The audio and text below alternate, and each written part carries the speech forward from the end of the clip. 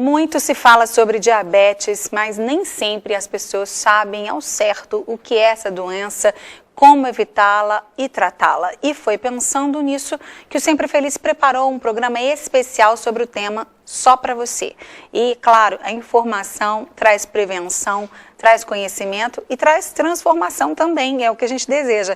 Quem vai nos explicar melhor sobre todo esse assunto, essa doença, é o vice-presidente da Sociedade Brasileira de Diabetes, Levimar Rocha Araújo. E a gente tem ainda o relato de dois diabéticos, né, que a gente pode dizer, Vinícius Maia e Rejane Domingos. Eles também vão compartilhar um pouquinho da sua história aqui conosco. Tudo bem, queridos? Tudo bem, Márcia. Obrigada por terem vindo. Sempre um prazer estar aqui com vocês. E tinha muito tempo que você não vinha, né? Tinha. Tá faltando convite, nova, né? Pois é, a gente ficou esperando a casa nova ficar pronta, agora que a casa nova está pronta, e a gente já está aqui há um tempinho. Que bom ter você, principalmente para esclarecer ainda mais, né? Que esse assunto sempre gera dúvidas. As pessoas, elas acham, de uma forma geral, a gente, né, que é leigo, diabetes é açúcar alto no sangue. Mas eu queria que você explicasse mesmo detalhadamente para a gente sobre diabetes, por favor. Falar que é um prazer muito grande estar aqui, realmente. A casa ficou linda, Obrigada. Né? O telespectador é que, acho que ganha, né? Verdade. Com tudo isso. Na verdade, o diabetes é uma síndrome descrita antes de Cristo, né? Diabetes, a palavrinha diabetes vem do grego, significa passar através de. Passar através do rim significa urinar. Então, a palavrinha diabetes significa urinar, diabetes mellitus, que é o nome da doença, urinar doce. Nós temos mais de 12 tipos de diabetes, mas os mais conhecidos é o diabetes do tipo 1 e tipo 2. E você, na abertura, você falou muito bem, é uma doença relacionada ao açúcar, à glicose. Então, a hiperglicemia, muita gente fala assim, eu não tenho diabetes não, eu tenho a glicose alta. É a mesma coisa, né? Uma glicemia acima de 126 em jejum já é diagnóstico de diabetes. Então, quando a gente não tem um hormôniozinho que a gente produz lá no pâncreas, que faz a entrada da glicose do sangue para dentro do corpo, ela faz essa transformação, e você falou muito bem da palavra transformação, é transformar o alimento em vida, em energia. E quando a gente perde essa capacidade de fazer essa transformação, a gente tem o diabetes. Esse hormônio é a insulina? É a insulina. Então a gente chama de chave, né? Quando a gente perde essa insulina, igual aqui no caso do Márcio, da Rejane eu ainda não conheço, estou conhecendo aqui, mas o diabetes do tipo 1, ele para de produzir essa chave. É uma doença autoimune, destrói lá no pâncreas, né, essa chavezinha que faz a entrada da glicose para dentro do nosso corpo. Só esclarecendo, porque eu falei que era Vinícius, ele chama ele de Márcio, você deve estar assim, não estou entendendo nada, é porque ele chama Márcio Vinícius. Verdade. Vinícius, né? Vinícius. Então, geralmente, um chama de Márcio, outro chama de Vinícius. Você sempre teve esse problema desde pequeno? Porque eu tenho uns amigos que a mãe queria um nome, tem dois casais, a mãe queria um nome e o pai queria outro, então eles puseram os dois nomes. Verdade, a mãe chama de um e o pai chama na verdade, foi exatamente isso que aconteceu. O meu nome era para ser Vinícius, apenas Vinícius, e na hora de registrar minha mãe na maternidade, acabou que meu pai falou, não, põe Márcio Vinícius, e assim ficou, né? Assim ficou, isso ficou uma boa combinação, ainda mais Márcio, né? Eu tenho que puxar a sardinha aqui pra minha lata. Mas quando é que você descobriu, ou seus pais descobriram que você tinha diabetes, Vinícius? Então, Márcio o meu caso foi o seguinte, eu sempre fui muito magrinho, sabe? Porém, com meus 11 anos de idade, eu fiquei muito magro, ia muito ao banheiro, bebia muita água. E é uma coisa que me incomodava, mas eu preferi lá não incomodar meus pais, sabe? Senão é uma coisa que pode passar, deve ser passageiro, só que não passava. Você mesmo como criança, 11 anos, já percebi que alguma coisa estava estranha. Eu já percebi que estava estranha, eu não tinha saliva na boca e isso me incomodava muito. Aí um dia eu falei com a minha mãe, vamos amanhã no médico, porque realmente isso está me atrapalhando já e eu estou ficando preocupado. Me incomodava muito na hora de dormir, por eu não ter uma saliva na boca. Levantar toda hora para ir ao banheiro. A questão de ir no banheiro com frequência, e isso acaba que comprometia o meu dia a dia, vamos dizer assim.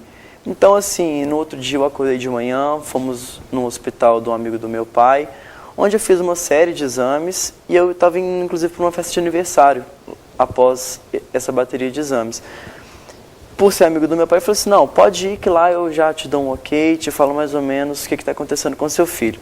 Pegamos, fomos para essa festa de aniversário, no meio do caminho, não, teve uma alteração do exame, volta para o hospital. Eu voltei um pouco assustado com a situação, e lá já me internaram e fiz outros exames, e aí foi detectada diabetes, sabe? Para mim foi um choque muito grande, porque eu era muito novo. Então, assim, eu não sabia a fundo exatamente o que estava acontecendo comigo. Então, a questão de tomar injeção todo dia, N coisas comprometeram que eu fiquei um pouco assustado, minha mãe ficava muito triste comigo, mas acabou que eu tive que aceitar, né? E me adaptei super bem, graças a Deus. Desde pequeno, desde os meus 11 anos, sou eu quem aplica a minha insulina, sou eu quem meço a minha glicose. Então, graças a Deus, eu tenho essa independência, né? Eu nunca dependi dos meus familiares para tratar do diabetes. Que bom. Depois eu vou saber da Rejane. Doutor Levimar, ele citou ali 2 tipos de sintomas, que seriam a boca seca, né? Beber muita água e fazer muito xixi. O xixi era doce, ele não sabia, né? Mas era xixi doce. Mas quais outros sintomas poderiam apresentar o diabetes? No diabetes tipo 1, depois a gente pode até comentar os sintomas do tipo 2, que a gente falar, mas no diabetes tipo 1, a história é clássica mesmo, né? A sede intensa, porque você começa a ter uma desidratação cada vez maior. Então, como ele urina muito, ele começa a beber muita água. Então, no caso do diabetes, ele está urinando muito. Com a desidratação, ele tem que beber muita água. É o contrário, se a gente for bebendo muita água, a gente vai urinar muito porque eu estou bebendo muita água. No caso dele é o contrário. O diabetes faz o contrário, né? Você está urinando muito, então você está perdendo muito eletrólitos, e isso você vai ter uma desidratação intensa, podendo evoluir até para um coma, né, pela falta dessa insulina.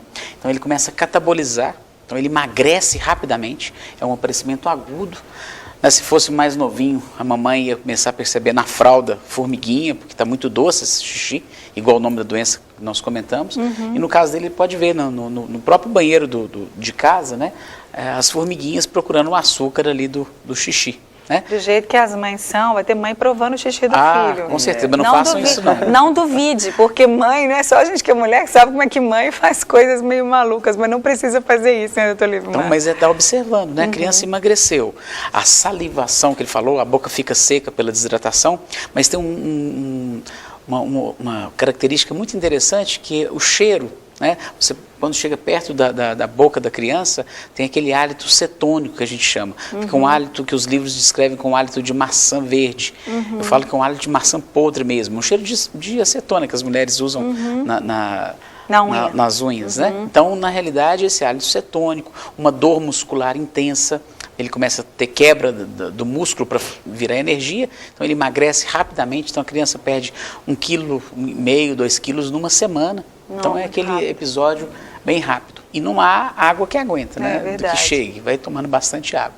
Doutor Levimar, as pessoas que têm histórico na família, aliás, vamos falar das causas então do diabetes, e eu já vou te mandar uma outra pergunta, né? Que as pessoas que têm um histórico familiar de alguém na família com diabetes, as mães, por exemplo, eu não tenho, por exemplo, mas eu tenho alguém na minha família, meu pai, minha irmã, e eu tenho filhos. Quando que esses pais podem e devem fazer exame nos seus filhos para conferir, né, não só na hora que ele nasce, mas depois de alguns anos, quando que é viável, que é interessante, importante fazer os exames? A época mais comum de aparecimento é porque a etiologia ainda é desconhecida. Doenças autoimunes, igual o diabetes, a gente não tem uma etiologia básica. A gente tem algumas teorias, que é um vírus, o vírus da rubéola, o vírus chamado Coxsackie, e esses vírus se manifestam normalmente no período, né, entre junho, julho.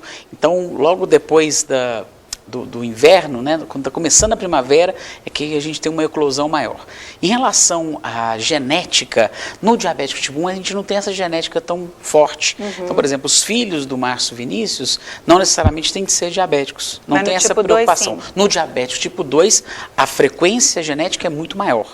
Então, no diabetes tipo 2, tem um envolvimento em relação à obesidade. Então, a gente tem como prevenir. Existe a genética, mas ela é fraca no tipo 1. Então, em torno de 18%.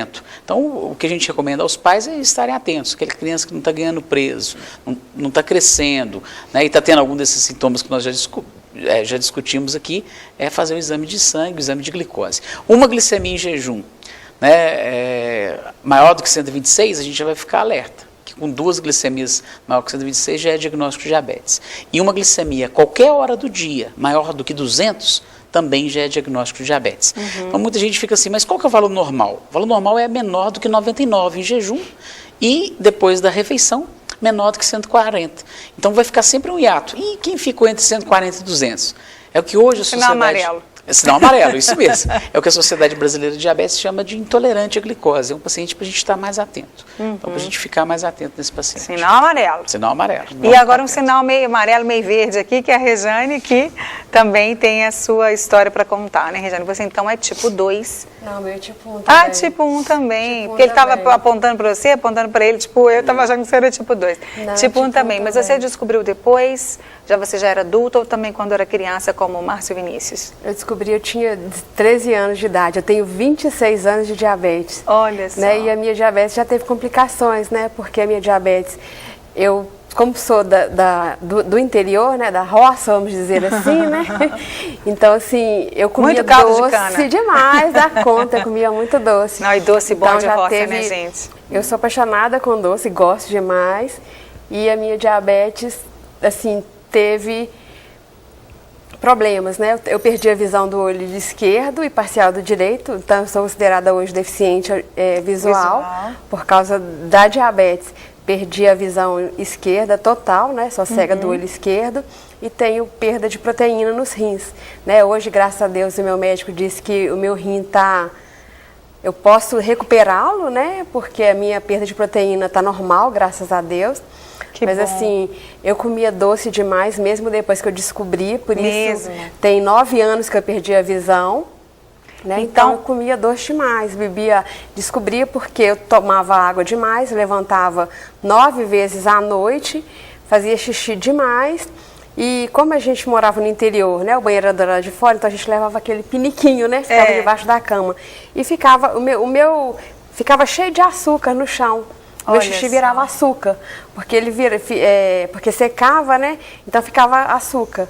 Mas E cheio- ninguém da sua família sabia, né? Talvez. Não sabia, porque porque, a gente realmente não tem essa informação, ainda mais no interior, né? Antes, é mais né? 26 complicado, anos atrás, 26 como anos você atrás. disse. Hoje em dia, todo mundo já tem muito acesso à mídia, televisão, internet, em qualquer lugar que a gente vá, né? É. Mesmo nos interiores, né? Menorzinhos e tudo. Um ponto interessante, falando sobre isso, a questão da informação, é que hoje, inclusive não só para a gente que mora aqui na capital, mas nos interiores, a gente tem o Diabetes Weekend, né? Que foi um projeto iniciado aí pelo Levimar, por todo mundo, onde a gente reúne os diabéticos mesmo, através da mídia, Facebook, Twitter, enfim, toda a rede social ali, para a gente familiarizar os diabéticos, né? Então, acontece geralmente 2, 3 vezes por ano. É muito legal, porque são muitos diabéticos que a gente conhece, pessoas que a gente nem espera Um ajuda o que outro, tem. né? Um incentivo E a gente o troca outro. muita informação. Então, assim, o diabético por si só, por não ser algo muito comum hoje em dia, fala, mas só eu que tenho, que chato. E na colônia, serve isso que a gente volta uma outra pessoa, sabe? A Que gente bom. dinâmica, brincadeira, diversão e muito conhecimento, né? Então é uma coisa interessante Verdade. para o diabético se adaptar mesmo e aprender Vou um ouvir pouco mais da Rejane, mas eu quero... Você quer falar alguma Eu coisa? queria comentar, eu estou conhecendo a Regiane aqui agora, né, e também imaginei que ela fosse diabetes tipo 2, que eu imaginei que a gente traria aqui. Mas tem raridade, que o diabetes tipo 1 é pouco frequente, né, em relação ao número de diabéticos que a gente tem no mundo. 90% dos diabéticos são diabetes tipo 2, apenas 10% são diabéticos tipo 1.